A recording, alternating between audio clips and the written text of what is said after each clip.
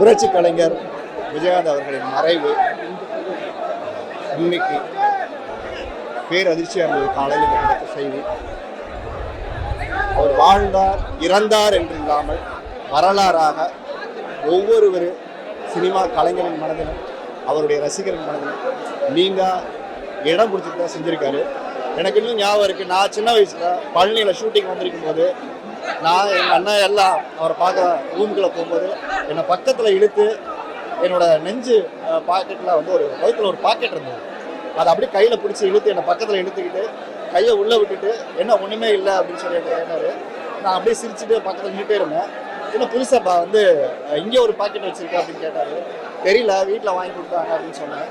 அவர் என்னை விஷ் பண்ணிவிட்டு நல்லா படிக்கணும் அப்படின்னு சொல்லி கேட்டு ரொம்ப வாழ்த்து அன்றைக்கி அனுப்பிச்சார். இன்னும் அந்த நினைவு பசுமையாக இருக்குது. முதல்ல நான் கார்டு எடுக்கணும்னு சொல்லி நடிகர் சங்கம் வந்த போஸ்டில் நான் போய் கேட்கும்போது அவர் அங்கே என்னை பார்த்துட்டு நடிக்க ட்ரை பண்ணிட்டு இருக்கா, என்ன பண்ணிட்டு படம் பண்ணிட்டு இருக்கியா, ஒன்றும் பிரச்சனை இல்லை, எடுத்துக்கலாம், நீ தைரியமாக போயிட்டு வா அப்படின்னு சொல்லி நம்பிக்கையோடு எனக்கு அனுப்பிச்சு விட்டாரு. இன்னைக்கு அவர்னால படித்தவங்க எத்தனையோ ஆயிரம் மக்கள் இன்னைக்கு அவர் நிறைய பேரை படிக்க வச்சுருக்காங்க. நேற்று கூட சந்திக்கும் போது நிறைய பேரை ஷேர் பண்ணுறாங்க. ஒரு மனிதன் வந்து தன்னுடைய தேவையை தாண்டி மக்கள் சேவைக்காகவே வாழ்ந்து இன்னைக்கு மறைஞ்சு போயிருக்காரு. அது தமிழ் திரையுலகத்திலும் சரி, நடிகர் சங்க பிரச்சனையிலும் சரி, பொதுமக்களுக்கும் சரி, அவர் சாகிற வரைக்கும் நான் இந்த மக்களுக்காக தான் சாவேன் அப்படின்னு சொன்னார். எல்லாரும் செத்தா 6 அடி 3 அடி 3 அங்குலம் இருந்தால் போதும், இந்த விஜயகாந்துக்கு எந்த பணத்தையும் எடுத்துகிட்டு போக போகிறதில்ல, எனக்கு அதுதான் கிடைக்க போகுது, நான் வாழ்கிற வரைக்கும் இந்த மக்களுக்காகவே வாழ்ந்து மறைந்து போகணும்னு சொன்ன வார்த்தை மாதிரியாகவே இன்னைக்கு அவர் மக்களுக்காகவே வாழ்ந்திருக்காரு. ஒரு மிகப்பெரிய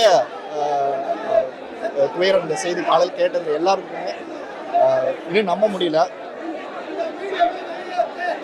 பாதகம் செய்பவரை கண்டால் நாம் பயங்கொள்ளலாகாது பாப்பா, மோதி மிதித்து விடு பாப்பா, அவர் முகத்தில் உமிழ்ந்து விடு பாப்பா.